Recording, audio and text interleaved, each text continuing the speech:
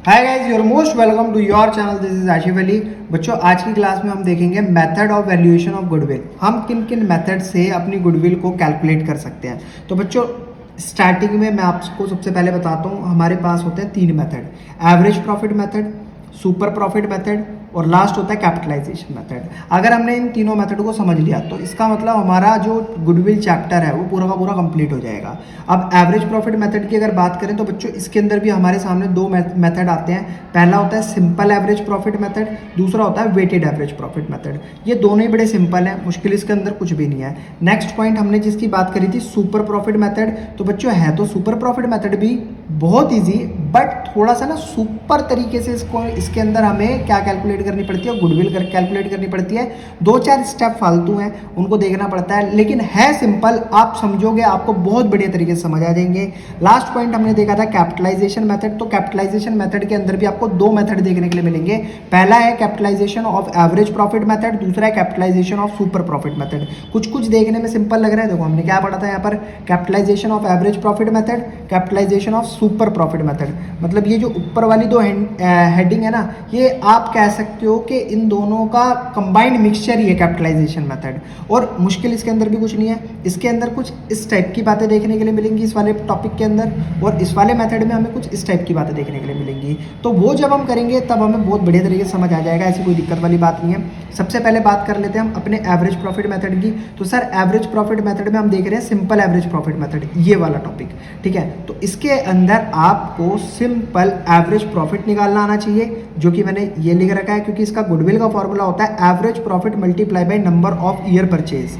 अब average profit क्या है? फ्यूचर मेंटेनेबल प्रॉफिट, मतलब ऐसा प्रॉफिट जो फ्यूचर में एक तरीके से एक समान आता रहे। मान लो आपको आज 10 रुपये मिले, कल आपको 20 रुपये मिले, फिर परसों आपको 10 रुपये मिले, फिर परसों इससे अगले दिन आपको 30 रुपये मिले। अब आप क्या करोगे? मैं आपसे बोलूँगा एवरेज निकालना बेटा, आपको कितने रुपये मिल रहे हैं डेली के हिसाब से देखा जाए तो 30, 10 40, 20 60 और 10 70। 70 क्या है, इसको 20 ही कर लेते हैं, इसको पूरा 80 बना लेते हैं, ठीक है। अब 4 कितनी बार मिले? 4 दिन मिले हैं, तो 4 से इसको डिवाइड करेंगे, कितना आ जाएगा? 4 से इसको डिवाइड करने पर 4 दूनी 8, 20 रुपये आपको पर डे मिल रहे हैं। तो ये वो अमाउंट है जो आपको देखा जाए तो ऑन एवरेज डेली बेसिस पर मिल रहा है, 20 रुपये आपको मिल रहे हैं, ठीक है। तो average profit future maintainable profit होता है, मल्टीप्लाई हम किसके साथ करते हैं? Number of year purchase. अब ये नंबर ऑफ ईयर परचेज किस बला का नाम है? तो the number of year for which the firm likely to earn similar profit after change in ownership because of past effort. मान लो ये आप थे और ये आपका बिजनेस था, आपने इस बिजनेस को लगभग 10 साल तक अपने खून पसीने से चलाया, इसको यहाँ तक लेकर आए आप। लाने के बाद अब आपने किसी ऑनर को, किसी अनदर बंदे को इसको बेच दिया, इसने आपको पेमेंट कर दी, जो अभी हमने लास्ट वीडियो के अंदर एक एग्जांपल के तौर पे देखी थी कि किसी ने किसी का बिजनेस खरीदा तो उसको एक परचेज कंसिडरेशन पे करा और उसकी बिजनेस की ऑनरशिप उसने खुद ले ली। अब चाहे उसके अंदर कितनी लायबिलिटी हो, कितनी एसेट हो, वो सब कुछ उसकी हो चुकी है। इस सिचुएशन के अंदर अब जो आपने 10 साल, पिछले 10 साल मेहनत करी थी, तो इस बंदे के दिमाग में क्या है? इस बंदे के दिमाग में ये है कि 10 साल से मिस्टर ए के नाम से ये बिजनेस चला आ रहा था, ठीक है। अब ऑनरशिप बदल गई, ये मैं जानता हूँ या ये मिस्टर ए जानता है। पब्लिक को तो इसके बारे में कुछ पता नहीं है, पब्लिक के इसके बारे में कोई नॉलेज नहीं है।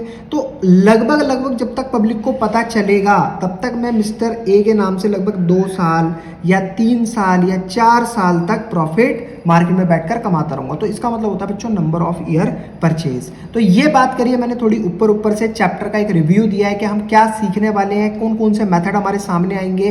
तो बच्चों, मुश्किल कुछ नहीं है, बस वीडियो को ऐसी तरीके से देखते रहिए और आपको सारी चीज़ें समझ आती जाएंगी। अब मैं आपको अगले ही स्टेप में एक इम्पॉर्टेंट पॉइंट देने वाला हूँ, जो आपको, आप कह सकते हो रटना है, आप कह सकते हो, देखो मैं समझाऊंगा भी, और जिसको रटना है वो रट भी सकता है। मैं टेबल आपके सामने अभी शो कराने वाला हूँ, वो ऐसे इंपॉर्टेंट पॉइंट है आपको जिससे ये पता लगेगा कि क्या हमें ऐड करना है और क्या हमें लेस करना है। मेरे प्यारे बच्चों, ये है वो हमारे फ्यूचर मेंटेनेबल प्रॉफिट, जिनको हमें इनके अकॉर्डिंग कैलकुलेट करते हुए चलना है, ठीक है। हमें अपना फ्यूचर मेंटेनेबल प्रॉफिट निकालने के लिए कुछ इन चीज़ों से निपटना पड़ेगा।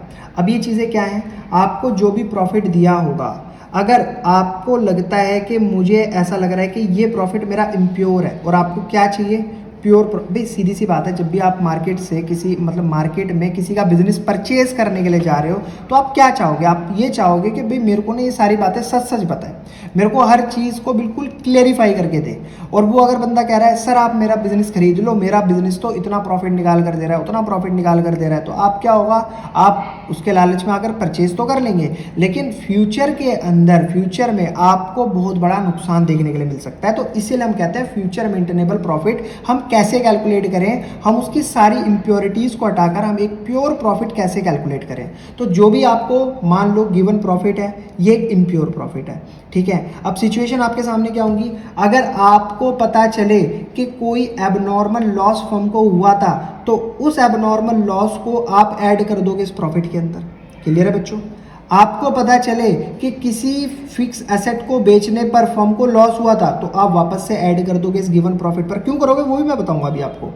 नेक्स्ट, आपको पता चले कि ओवर वैल्यूएशन ऑफ स्टॉक इस फर्म का शो हो रखा है तो आप क्या करोगे, उसको ऐड कर दोगे वापस। आपको ये पता चले अगर under valuation of closing stock है तो आप वापस से उसे गिवन प्रॉफिट में ऐड कर दोगे। ये सिचुएशन है, ये सारी सिचुएशन एक साथ नहीं आएंगी, ये क्वेश्चन के अकॉर्डिंग आपके सामने आएंगी, बट आपको ध्यान रखना है क्या ऐड करना है क्या लेस करना है। कोई नॉन रिकरिंग एक्सपेंस है जैसे expense which will not be there in future, ऐसा एक्सपेंस जो फ्यूचर में नहीं होने वाला है, ठीक है, तो उसे वापस से आप ऐड कर दोगे। कैपिटल एक्सपेंडिचर को आप ट्रीट कर लेते हो रिवेन्यू एक्सपेंडिचर की तरह। अब ये तो बताइए ना आपको कैपिटल एक्सपेंडिचर और रिवेन्यू एक्सपेंडिचर क्या होता है। ये 11th क्लास में वैसे पढ़ाया गया था, नहीं पता है मैं आपको बताऊंगा अभी जब मैं समझाऊंगा। तो इसको भी हम क्या करेंगे, ऐड करेंगे। Next, depreciation it for all year. तो जो भी आपका कैपिटल एक्सपेंडिचर आपने जिसको ट्रीट कर लिया था रिवेन्यू एक्सपेंडिचर, और उसका जो भी डेप्रिसिएशन था उसे वापस से आप क्या कर दोगे, ऐड कर दोगे अपने गिवन प्रॉफिट में। तो बच्चों ये इतनी सारी बातें मैंने कही, लेकिन क्यों कही अब मैं इसका आपको रीज़न देता हूँ। सबसे पहली चीज़, ये first year, second year, third year और ये लास्ट वाला हो गया फोर्थ ईयर। पहले मान लिया हमने, हमें बताया गया है गिवन प्रॉफिट है हमारा 50,000 रुपये, ऐसा मुझे ये फर्म का ऑनर बता रहा है, लेकिन मुझे कहीं से पता चला इस फर्म के अंदर एक लॉस हुआ था। कितने रुपए का लॉस हुआ था, मान लो 10,000 रुपये का लॉस हुआ था इस वाले ईयर में, और इन ईयर के नाम भी दे देते हैं 2015, 2016, 2017, 2018, ठीक है। इस ईयर के अंदर 10,000 रुपये का एबनॉर्मल लॉस हुआ। कोई लॉस इस तरीके का, मान लो कोई चोरी हो गई, आग लग गई जिसकी वजह से सामान खराब हो गया, तो 10,000 रुपये का नुकसान। अब बच्चों एक बात बताओ, ये ऐसा एबनॉर्मल लॉस क्या हमें हर साल देखने के लिए मिलेगा। ये हो गया 2017 में हुआ था, ठीक है, हो सकता है फ्यूचर में ना हो। ये हम जितनी ज़्यादा तरीके से चीज़ों को केयर करके रखेंगे हमारा नुकसान नहीं होगा, ठीक है। तो ये 10,000 जो एबनॉर्मल लॉस के नाम के मेरे को पता चले, वो मैंने वापस से क्या कर दिए, इसमें ऐड बैक कर दिए। क्यों ऐड बैक कर दिए, कि चलो अभी इस साल हुआ है ना, फ्यूचर में नहीं होगा, और जब होगा तब देखेंगे। तो ये कितना हो गया हमारा 60,000 रुपये। अभी गिवन प्रॉफिट हमारा 10,000 रुपये पड़ गया, ठीक है।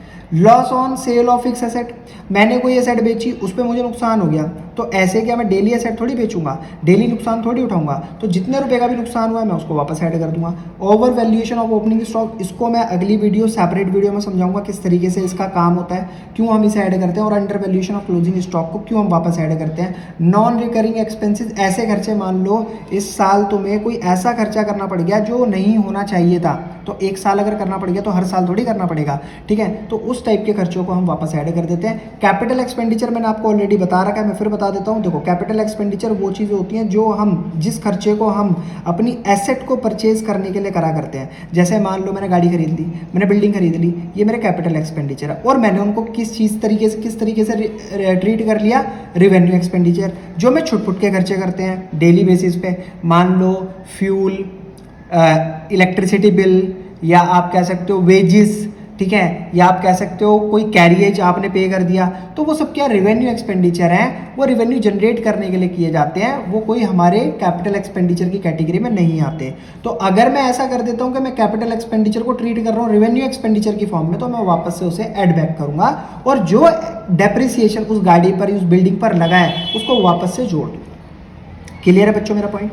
नेक्स्ट पॉइंट आता है एबनॉर्मल गेन, इसको हम माइनस करते हैं। क्यों, क्योंकि एक साल मेरे को पता चला इस साल में हमें एबनॉर्मल गेन हुआ, तो हर साल एबनॉर्मल गेन थोड़ी होगा।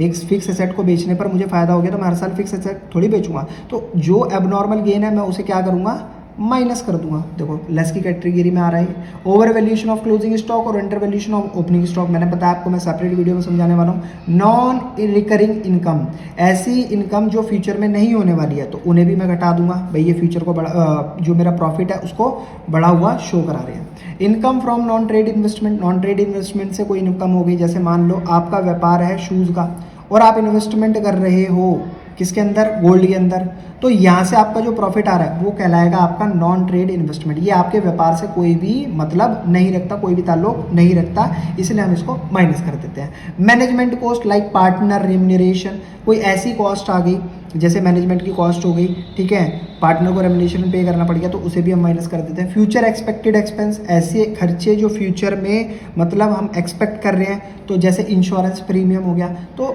वो फ्यूचर के हैं, वो फ्यूचर में देखे जाएंगे, तो उसको हम अभी के लिए माइनस कर देते हैं। अगर मैं रेवेन्यू एक्सपेंडिचर को ट्रीट कर लेता हूँ कैपिटल एक्सपेंडिचर, तो बच्चों इसका बिल्कुल अपोजिट था, क्या, कैपिटल एक्सपेंडिचर को ट्रीट करा था रेवेन्यू एक्सपेंडिचर, तो इसलिए हमने ऐड करा था। अब की बार हमने रेवेन्यू एक्सपेंडिचर को कैपिटल एक्सपेंडिचर ट्रीट कर लिया, यानी कि वो छोटे मोटे खर्चे, छोटे मोटे खर्चे, डेली बेसिस के रेवेन्यू जनरेट करने वाले खर्चों को मैंने एज अ कैपिटल की फॉर्म में, कैपिटल एक्सपेंडिचर की फॉर्म में, जैसे बिल्डिंग वाला खर्चा, गाड़ी वाला खर्चा, वो ट्रीट कर लिया, तो उस सिचुएशन के अंदर भी मैं इसको क्या करूंगा, लेस करूंगा। और इन पर लगा हुआ जो भी डेप्रिसिएशन होगा उसको हम वापस से क्या कर देंगे, लेस कर देंगे। इन सारी कहानी से निपटने के बाद हमें जो मिलता है उसे कहते हैं हम फ्यूचर मेंटेनेबल प्रॉफिट। ये बच्चों वैसे तो देखो मैंने अभी आपको थ्योरेटिकल फॉर्म में समझाने की कोशिश करी है, सही समझ ये क्वेश्चन के फॉर्म में ही आपको आएगा। जब हम क्वेश्चन करने स्टार्ट करेंगे एक एक पॉइंट आपको तभी समझ आएगा। तो बच्चों अगर वीडियो वाकई पसंद आई है, वीडियो आपको वाकई अच्छी लगी है, तो प्लीज़ वीडियो को लाइक, चैनल को सब्सक्राइब जरूर कीजिएगा। बच्चों फिर मिलेंगे आपसे अगली वीडियो में अगले नए क्वेश्चन के साथ, तब तक के लिए धन्यवाद।